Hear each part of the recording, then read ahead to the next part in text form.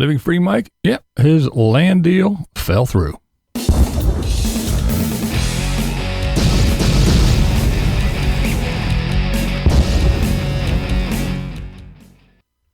Well, as goofy as Mike is, I have to give him credit where credit is due.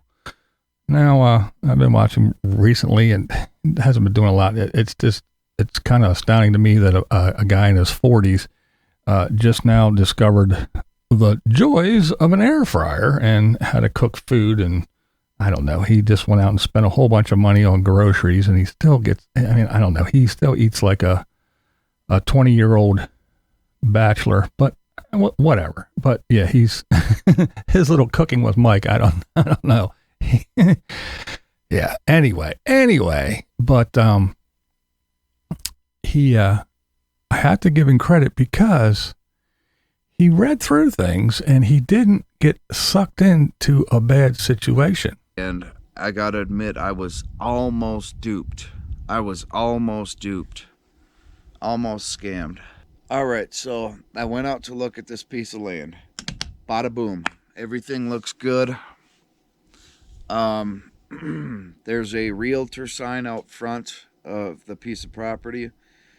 I immediately call the number and I'm asking the real estate agent if this is like the first thing I ask is, does this property have an HOA? And that was Mike's biggest concern. And I get it. And folks like these guys, they don't want to be tied down by regulations. Oh, you can't do this, you can't do that, you have to do this, and all that. I get it. So I'll leave a link. You can go over and check it out. But basically, he contacted the realtor. He read through all the paperwork, and everything was checked. No HOA and no HOA and no HOA. I mean, on and on and on. And Mikey's new word, I guess, or new phrase, I should say, is due diligence. I did my due diligence, and as I was doing my due diligence, I was diligencing, and but anyway, he did do his due diligence. He checked and double checked and read, and he did something that very few people do nowadays, is he read everything. And of course, it went to the thing, you have a 10-day due diligence period. He paid his earnest money, which is kind of like yes, I'm doing this. This is for real. Here, have this money. Kind of like a down payment, I guess, is the closest thing you could say. But anyhow, he was supposed to get some kind of confirmation papers about the land and things within 10 days. It was 21 days and blah, blah, blah, blah, blah.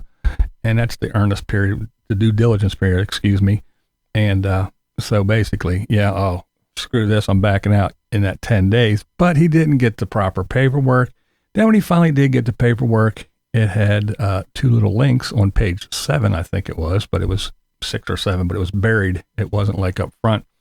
And it wasn't even, no, this is the deal. No, it was 2 little links, and it took him to where there were restrictions on the property, such as you can't build a building less than whatever 300, whatever the square footage was.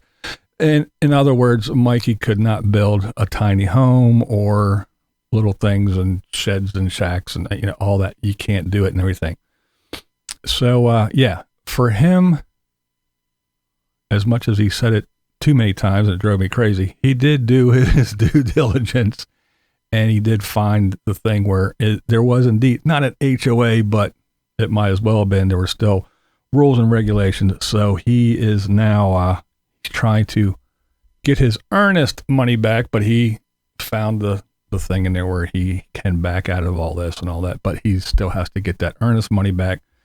So I'm sure that's a good excuse, since he did, just go out and buy a whole bunch of groceries and all that other stuff. And I don't know if he bought it. Oh, he bought a new pan at Walmart for $30 because Mikey doesn't like cast iron, and he was using that stainless steel pan and everything was sticking. So he had to go out and buy a ceramic coated pan to cook his slop in.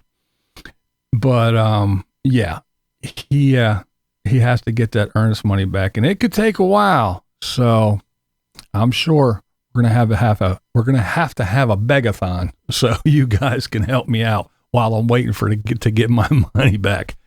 Guarantee you it's coming. So keep an eye out, folks. But again, as much as I get on him, I do have to give him credit because he did take the time to read everything, and it kept him from getting himself in a bind and a bad situation and getting land that he really didn't want.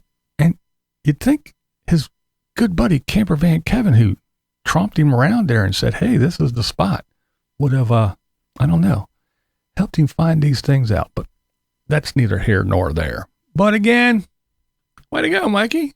You actually did. You used your schmatz. But as always, you don't have to agree with me about any damn thing. That's never the point. But the point is, be sure to join me tonight for Thirsty Thursday, 7 p.m. Eastern. See you there. This is Blind Views, and that's how I see it. What we do here is go back.